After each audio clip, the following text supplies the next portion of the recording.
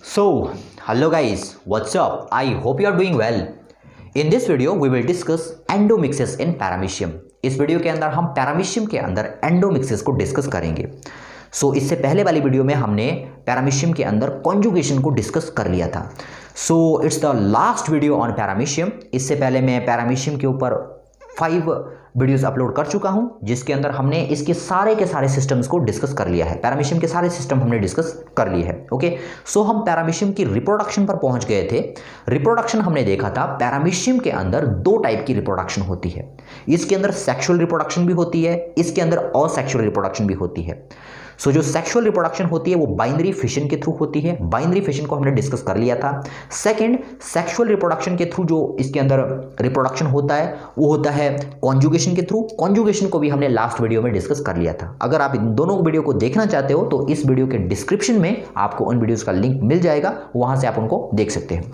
Now आज हम discuss करेंगे पैरामीशियम के अंदर एंडोमिक्सेस को। एंडोमिक्सेस क्या होता है और किस तरह से पैरामीशियम इसके थ्रू रिप्रोड्यूस करता है। Okay, let's start now. सबसे पहले हम इसकी मीनिंग पर आ जाते हैं। एंडोमिक्सेस, व्हाट इज एंडोमिक्सेस? पहले इसको समझ लेते हैं कि एंडोमिक्सेस क्या होता है एक्चुअल में। नाउ जैसे मैंने आपको जैसे यहां पर आपको ये विजिबल है, endomixis is a mode of reproduction. सबसे पहली बात तो यही है इसके बारे में, जो पहला पॉइंट निकल के आता है, endomixis is a mode of reproduction. ये रिप्रोडक्शन का एक मोड है। Second one is one paramecium give rise to 4 daughter paramecium. जब भी हमारे पास एंडोमिक्सिस होता है, मतलब पैरामीशियम के अंदर जब भी एंडोमिक्सिस होगा तो एक पेरेंट पैरामीशियम 4 डॉटर पैरामीशियम को प्रोड्यूस करेगा। ये कैसे प्रोड्यूस करेगा ये हम यहां पर इसकी प्रोसेस में समझेंगे। ओके, नेक्स्ट पॉइंट इसमें क्या है, न्यूक्लियर रिकंस्ट्रक्शन अकर। अब जब भी हमारे पास एंडोमिक्सिस होगा उसमें हमेशा न्यूक्लियर रिकंस्ट्रक्शन होगी। What is nuclear reconstruction? जैसे हम हायर एनिमल्स और प्लांट्स में देखते हैं, वहां पर क्या होता है, जब भी हमारे पास male and female nuclei fuse करते हैं तो उसके बाद देखिए क्या होता है, उसके बाद न्यूक्लियर रिकंस्ट्रक्शन होती है। ओके, न्यूक्लियर रिकंस्ट्रक्शन होती है। उसके बाद उसी तरह की न्यूक्लियर रिकंस्ट्रक्शन यहां पर भी होती है, लेकिन यहां पर फर्टिलाइजेशन नहीं होता। फर्टिलाइजेशन नहीं होगा, फिर भी यहां पर न्यूक्लियर रिकंस्ट्रक्शन होगी। ठीक है, इसीलिए इसको क्या कहते हैं हम, इसीलिए इसको हम कंसीडर करते हैं पार्थेनोजेनेसिस इन पैरामीशियम। ओके, जैसे यहां पर देखिए क्या लिखा है, न्यूक्लियर रिकंस्ट्रक्शन। न्यूक्लियर रिकंस्ट्रक्शन तो होगा इसमें, लेकिन फर्टिलाइजेशन नहीं होगा। ठीक है, और इसको हम क्या कंसीडर करते हैं, parthenogenesis. Now what is parthenogenesis? Parthenogenesis क्या होता है?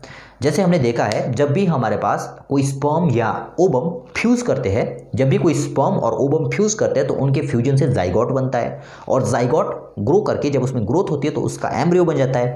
लेकिन कई बार क्या होता है, without the fusion of sperm and ovum zygote is formed. कई बार बिना किसी स्पर्म और ओवम के फ्यूजन से भी हमारे पास जाइगोट बन जाता है, और उसके बाद जाइगोट नहीं, सॉरी, सीधे एम्ब्रियो बन जाता है उसमें, एम्ब्रियो बन जाता है उसमें। ठीक है, विदाउट फर्टिलाइजेशन एम्ब्रियो बन जाता है। ऐसी कंडीशन को हम कहते हैं पार्थेनोजेनेसिस। ठीक है, ये जनरली हायर ऑर्गेनिज्म में मिलता है पार्थेनोजेनेसिस। ठीक है, लेकिन यहां पर भी पैरामीशियम के अंदर अगर हम देखें तो यहां पर भी किसी भी तरह का कोई भी फर्टिलाइजेशन नहीं हो रहा है, लेकिन फिर भी इसके अंदर क्या हो रहा है, न्यूक्लियर रिकंस्ट्रक्शन हो रहा है। इसीलिए हम पैरामीशियम के अंदर इसको पार्थेनोजेनेसिस कंसीडर करते हैं। मतलब एंडोमिक्सिस को हम पार्थेनोजेनेसिस इसके अंदर कंसीडर करते हैं, क्योंकि यहां पर क्या हो रहा है, फर्टिलाइजेशन नहीं हो रहा है, लेकिन विदाउट फर्टिलाइजेशन यहां पर न्यूक्लियर रिकंस्ट्रक्शन हमको देखने को मिल रहा है। Okay, so that's it's the endomixis. ये हमने एंडोमिक्सिस को डिस्कस कर लिया कि एंडोमिक्सिस क्या है।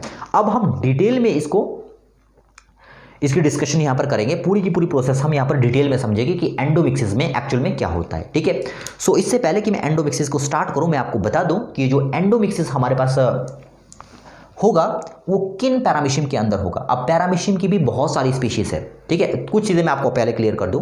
जैसे हमें पता है जो पैरामीशियम हमारे पास रहता है उसके अंदर 2 टाइप के न्यूक्लियस मिलते हैं। उसके अंदर न्यूक्लियर डायमॉर्फिज्म होता है। न्यूक्लियर डायमॉर्फिज्म मतलब एक पैरामीशियम के अंदर ही 2 टाइप के न्यूक्लियस आपको देखने को मिलेंगे।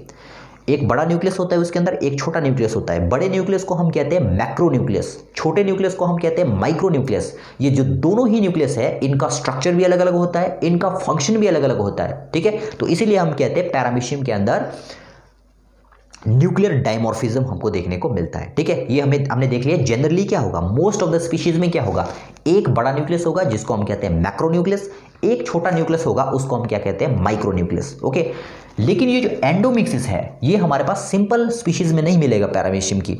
ये एंडोमिक्सिस हमारे पास एक स्पीशीज है पैरामीशियम की जिसका नाम है पैरामीशियम ऑरेलिया। ठीक है, इसके अंदर ये मिलेगी पैरामीशियम ऑरेलिया, इसके अंदर ये हमारे पास देखने को मिलेगी एंडोमिक्सिस।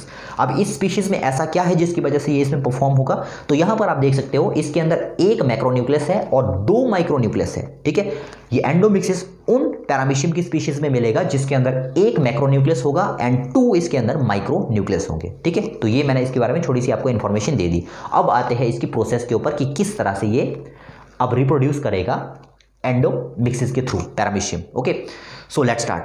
So that's the first case. ये आपको यहाँ पर फर्स्ट स्टेज दिख रही है। फर्स्ट स्टेज में हमारे पास क्या है, एक मैक्रोन्यूक्लियस है, एक 2 हमारे पास क्या है, माइक्रोन्यूक्लियस है। ठीक है, अब सबसे पहले यहाँ पर क्या होगा, ये जो मैक्रोन्यूक्लियस हमारे पास है ये डिसइंटीग्रेट हो जाएगा, टूट जाएगा। ठीक है, इसका कोई काम नहीं है यहाँ पर, ये क्या हो जाएगा, डिसइंटीग्रेट हो जाएगा, टूट जाएगा। ठीक है, ये टूट गया। अब यहाँ पर देख रहे हो आप सेकंड स्टेज में ये डिसअपियर हो गया। ठीक है, दो चीजें यहाँ पर होगी फर्स्ट स्टेप में। पहले स्टेप में ये डिसअपियर हो जाएगा, सेकंड स्टेप में ये जो 2 बॉडीज आपको दिख, ये जो 2 माइक्रोन्यूक्लियस आपको दिख रहे हैं, इन दोनों ही माइक्रोन्यूक्लियस में माइटोटिक डिवीजन होगा, मतलब माइटोसिस होगा दोनों में, इसमें भी और इसमें भी। ठीक है, अब हमें पता है जब भी माइटोसिस होता है तो एक एंटिटी कितनी एंटिटीज में कन्वर्ट होती है, एक एंटिटी 2 एंटिटीज में कन्वर्ट होती है। मतलब माइटोसिस के थ्रू अगर कोई माइटोसिस अगर होती है तो उसमें एक एंटिटी 2 में कन्वर्ट होगी, मतलब एक है तो उसके 2 बन जाते हैं। ठीक है, तो यहां पर देखो टोटल कितने हैं, 2 है। इन दोनों में ही हमारे पास माइटोसिस देखने को मिला, तो यहां पर देखिए 2 से कितने बन गए, ये 4 बन गए, क्योंकि 1 से 2 बन गए, इससे 2 बने एंड इससे 2 बने,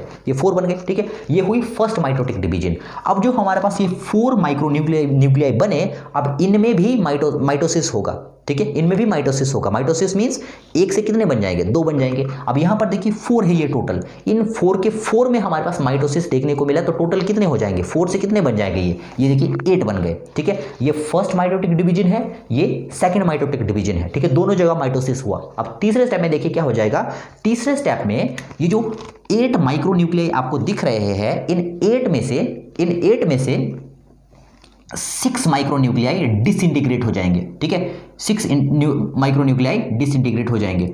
आप पहले इसका स्क्रीनशॉट ले लो, पहले इसका आप स्क्रीनशॉट ले लें,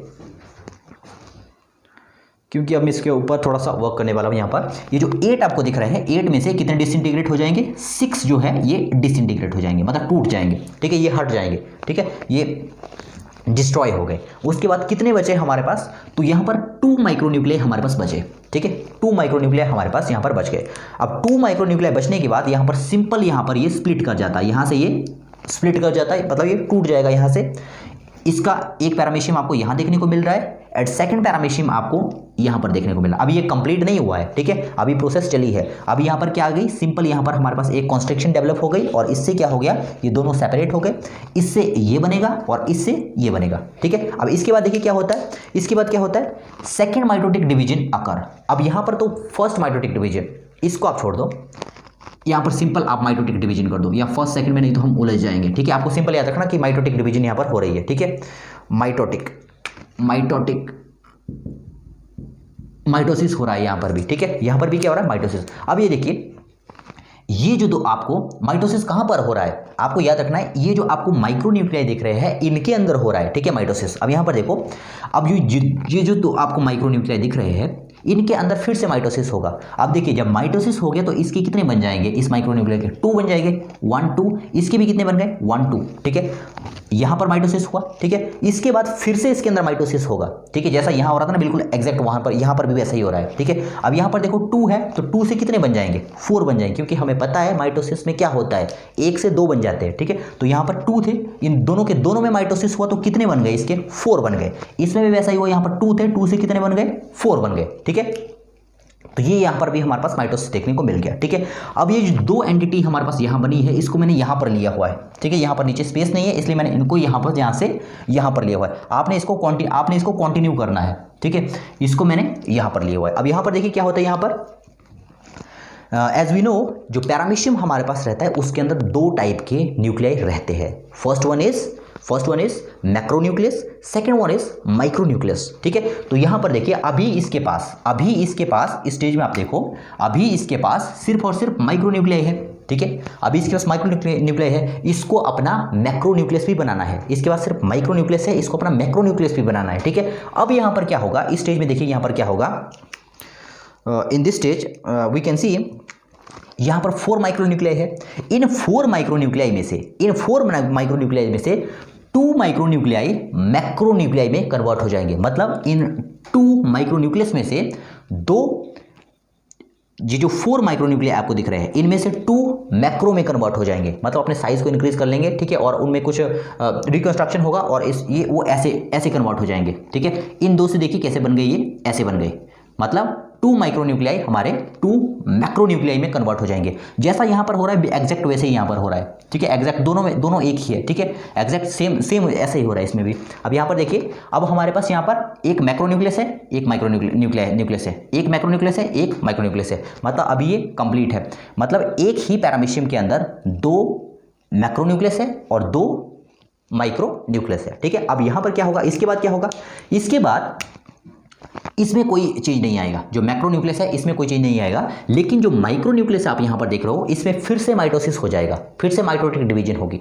और हमें पता है माइटोटिक डिवीजन में क्या होता है, एक एंटिटी कितने में कन्वर्ट हो जाती है, 2 में कन्वर्ट हो जाती है। ये देखिए, ये 1 से 2 बन गए, ठीक है। यहां पर भी 1 से 2 बन गए, ठीक है। अब नेक्स्ट स्टेप में हमारे पास क्या होगा, नेक्स्ट स्टेप में होगा कुछ नहीं, सिंपल स्प्लिट हो जाएगा, सिंपल स्प्लिट, ठीक है। कुछ नहीं होगा इसमें, सिंपल स्प्लिट, अलग कर देना है, बस अलग कर देना, सब कुछ रेडी है। अब यहाँ पर देखो, एक पैरामीशियम के अंदर क्या होना चाहिए, एक मैक्रो न्यूक्लियस होने चाहिए, 2 माइक्रो न्यूक्लियस होने चाहिए, ठीक है। ऐसे तो एक ही माइक्रो न्यूक्लियस होता है, लेकिन मैंने आपको कंडीशन बताई थी, कुछ पैरामीशियम के अंदर 2 माइक्रो न्यूक्लियस होते हैं, ठीक है। तो इस स्पीशीज को 2 माइक्रो न्यूक्लियस चाहिए। तो यहाँ पर देखो बन गए हैं, यहाँ पर 2 nucleus, 1 micro nucleus, 2 micro nucleus और 1 macro nucleus, 2 micro nucleus, 1 macro nucleus, ठीक है। कंडीशन फुलफिल हो गई और यहाँ पर क्या आ जाएगा, स्प्लिट आ जाएगा।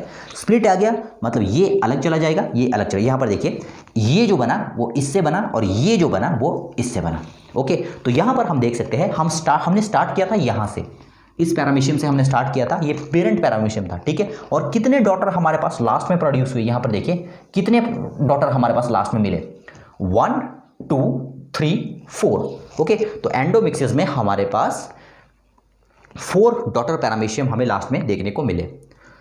सो ये था एंडोमिक्सिस पैरामीशियम के अंदर। तो आज इस एंडोमिक्सिस के साथ ही हमने प्रोटोजोन को कंप्लीट कर लिया है, ठीक है। अब हम स्टार्ट करेंगे फाइलम सिलेंट्रेटा। आई होप आपने इस वीडियो को एंजॉय किया होगा। मिलते हैं नेक्स्ट वीडियो में, तब तक के लिए गुड बाय।